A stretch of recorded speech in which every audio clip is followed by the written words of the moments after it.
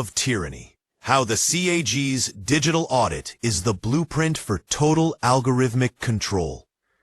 If you want to hide a prison, build it out of paperwork. If you want to enslave a population, don't send in tanks, send in the auditors. While the masses are distracted by political theater and celebrity scandals, a quiet, terrifying revolution was announced this week in the pages of the financial press. The headline, in the Times of India, was dry enough to cure insomnia. CAG push for digital audits. AI tools unearth fraud cases in states. Remote monitoring to expand nationwide. To the uninitiated, this sounds like bureaucratic efficiency. To those of us who study the architecture of control, it is the sound of a heavy steel door slamming shut. The Comptroller and Auditor General, CAG of India, Girish Chandra Murmu, is not merely modernizing the accounting process. He is unveiling the beta test for a centralized automated panopticon that dissolves the barrier between the citizen and the state. The death of the sample. For centuries, auditing was based on sampling. Human beings checked a percentage of transactions to ensure general compliance. It was an imperfect system that allowed for a degree of human privacy. But the new directive is explicit. The CAG is moving toward 100% data access. Do you understand the gravity of that phrase?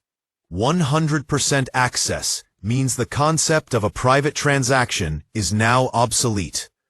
By linking state treasuries directly to a central mainframe via APIs, application programming interfaces, the central authority is creating a real-time feed of every rupee spent, every scholarship granted, and every pension dispersed across the nation. They are calling it remote monitoring. In intelligence circles, we call it signal intelligence, SIGINT. They are wiretapping the economy. The fraud Trojan Horse. The justification, as always, is benevolent. They claim this is to stop fraud. The article cites success stories, catching double-dipping in the Dwara pension scheme, or flagging ineligible beneficiaries in student scholarships.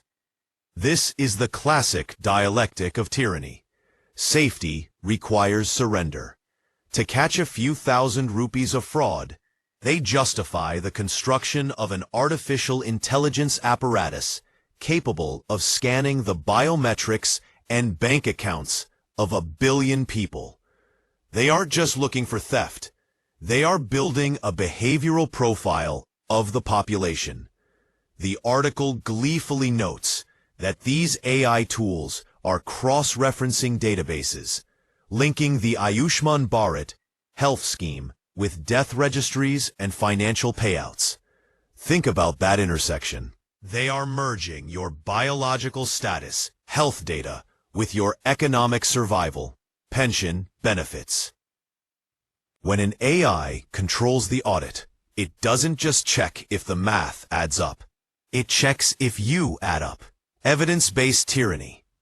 The CAG explicitly stated that this data will be used for evidence-based policymaking.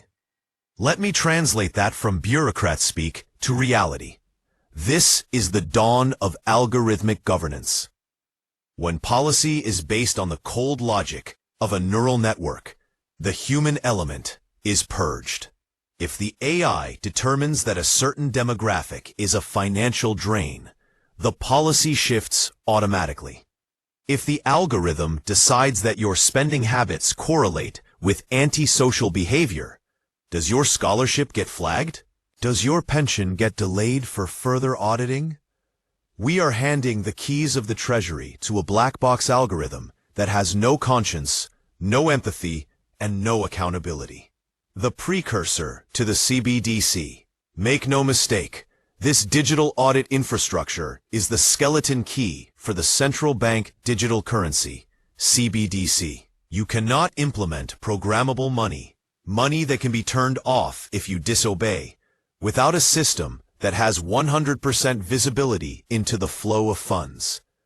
The CAG's push for end-to-end digital monitoring is the laying of the fiber optic cables for a cashless control grid. They are centralizing the databases. They are removing the autonomy of the states. They are removing the human auditor.